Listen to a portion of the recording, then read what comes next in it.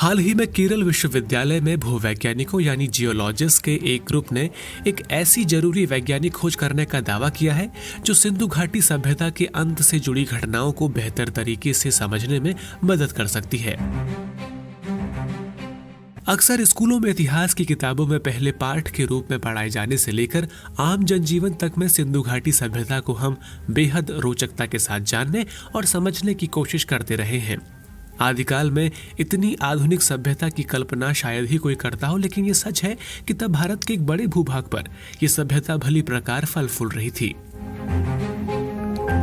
आइए DD news podcast में बात करें सिंधु घाटी सभ्यता की और जानें इसके आबाद होने से लेकर अंत तक की कहानी।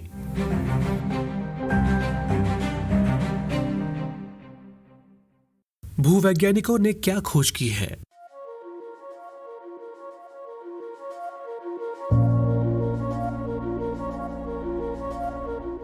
केरल विश्वविद्यालय के भूवैज्ञानिकों ने दावा किया है कि गुजरात में कच्छ के लूना में बना गड्ढा यानी क्रेटर एक उल्का पिंड की वजह से बना था, जो पृथ्वी पर मानव जीवन की शुरुआत के बाद से संभवतः एकमात्र इतना बड़ा गड्ढा है।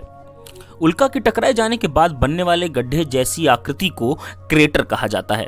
क्रेटर वाली जगह से पिघली चट्टानों की पड़ताल करने पर पता चला है कि ये चट्टानें उल्का पिंड का अवशेष हैं और ये घटना लगभग बीते 6900 साल पहले हुई, जो सिंधु घाटी सभ्यता के काल से मेल खाती है।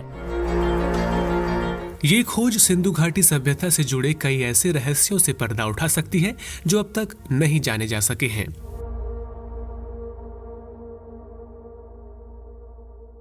कैसे खोजी गई थी सिंधु सभ्यता?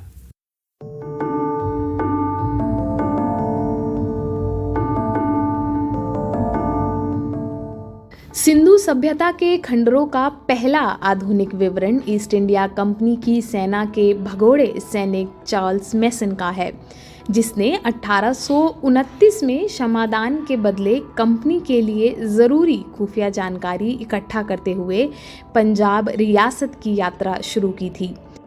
पंजाब में मैसन की सबसे प्रमुख पुरातात्विक खोज हड़प्पा थी, जो सिंधु की सहायक नदी रावी नदी की घाटी में सिंधु सभ्यता का एक महानगर था।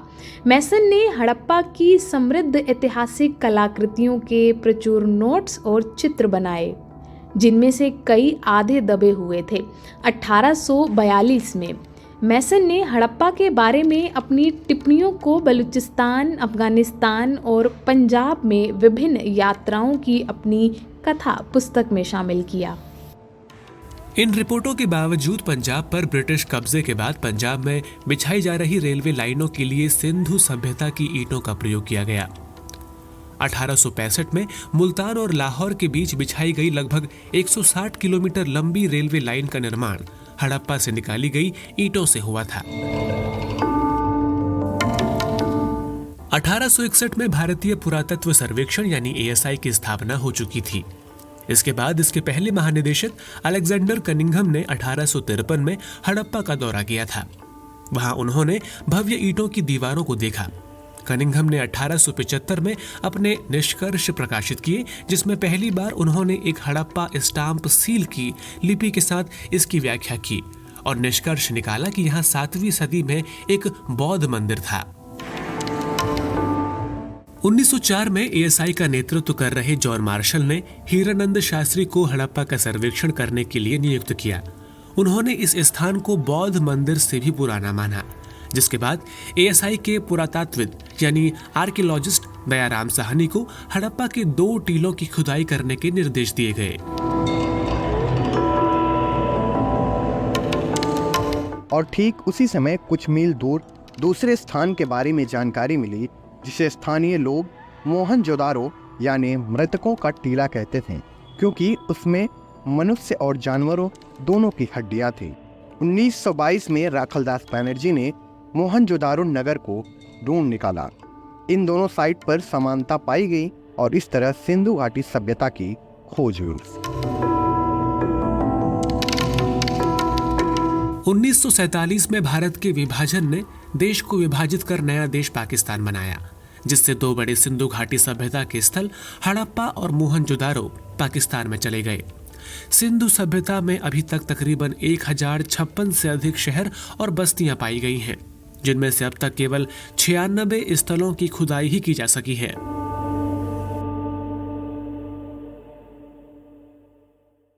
सिंधु सभ्यता क्यों है खास? सिंधु घाटी सभ्यता की सबसे खास बात है कि जब दुनिया की अधिकतर सभ्यताएं खानाबदोश जीवन जी रही थी, तब सिंधु सभ्यता एक नगरीय सभ्यता के रूप में अपनी बुलंदियों पर थी।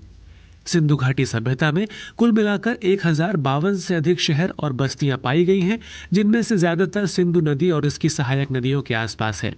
अनुमान है कि सिंधु घाटी सभ्यता की जनसंख्या कभी 50 लाख तक रही होगी, जो उस समय के हिसाब से एक विशाल आबादी है।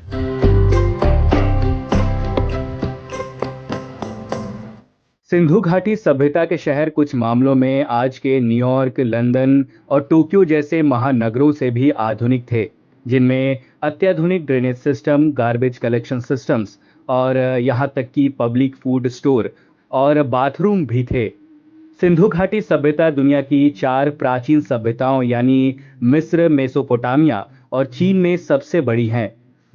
हड़प्पा और मोहनजोदारो सिंधु घाटी सभ्यता के 2 महान शहर थे, जो लगभग 2600 ईसा पूर्व पाकिस्तान के सिंध और पंजाब प्रांतों में सिंधु नदी घाटी के किनारे उभरे। सिंधु घाटी के लोगों ने टेक्नोलॉजी में शानदार प्रगति हासिल की थी, जिसमें लंबाई और द्रव्यमान यानी मास को मापने के लिए उनके सिस्टम और उपकरण अत्याधुनिक थे। खुदाई में मिले सोने, टेराकोटा और पत्थर की मूर्तियों में से एक पुजारी या राजा की मूर्ति में दाढ़ी और पैटर्न वाला वस्त्र दिखाया गया है। कांसे की एक और मूर्ति, जिसे डांसिंग गर्ल के नाम से जाना जाता है, केवल 11 सेंटीमीटर ऊंची है। दुर्भाग्य से हड़प्पा लिपि को अभी तक पढ़ा नहीं जा सका है, जिसकी वजह से कई हड़प्पा कालीन जानकारियां अभी तक पढ़ी नहीं जा सकी हैं। ऐसा माना जाता है कि हड़प्पा के लोग सिंधु लिपि का प्रयोग करते थे, जो प्रतीकों से बनी भाषा थी। हड़प्पा में मिट्टी और पत्थर की पट्टियों पर लिखा गया ग्रंथों का एक संग्रह खोजा गया है और कार्बन डेटिंग के अनुमान से ये 3300 से 3200 ईसा पूर्व का है। हड़प्पा वासी एकमात्र देवी की पूजा करते थे, जो प्रजनन क्षमता का प्रतीक थी। सिंधु घाटी की कुछ मोहरों पर स्वास्तिक जैसे चिन्ह भी दिखे हैं। ऐसा लगता है कि सिंधु सभ्यता की अर्थव्यवस्था व्यापार पर काफी हद तक निर्भर थी, जिसे ट्रांसपोर्टेशन टेक्नोलॉजी में विशेष प्रगति के द्वारा आसान बनाया गया था। माना गया है कि हड़प्पा सभ्यता बैलगाड़ी के रूप में पहिएदार परिवहन का उपयोग करने वाली शायद पहली सभ्यता रही होगी, जो आज पूरे दक्षिण एशिया में देखी जाने वाली गाड़ियों के समान है।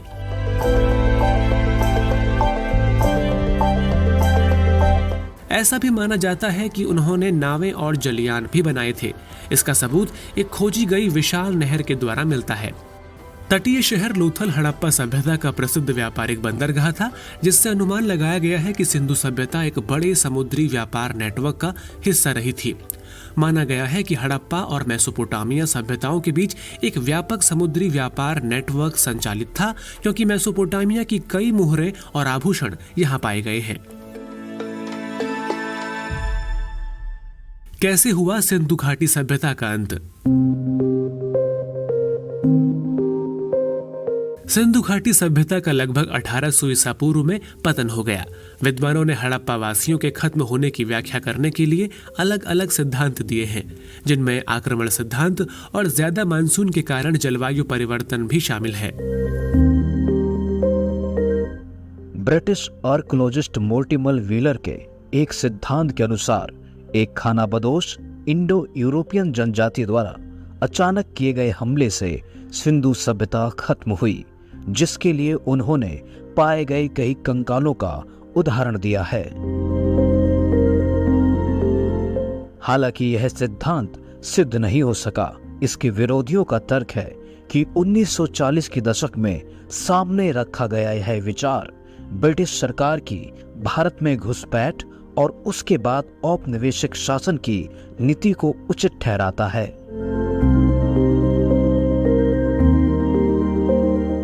कुछ लोगों का मानना है कि हड़प्पा समाज का पतन जलवायु परिवर्तन के कारण हुआ, जब सरस्वती नदी सूख गई थी और ये 1900 ईसा पूर्व के आसपास शुरू हुआ था, जो जलवायु परिवर्तन का मुख्य कारण था, जबकि कई इस इलाके में आई भीषण बाढ़ को इसका कारण मानते हैं।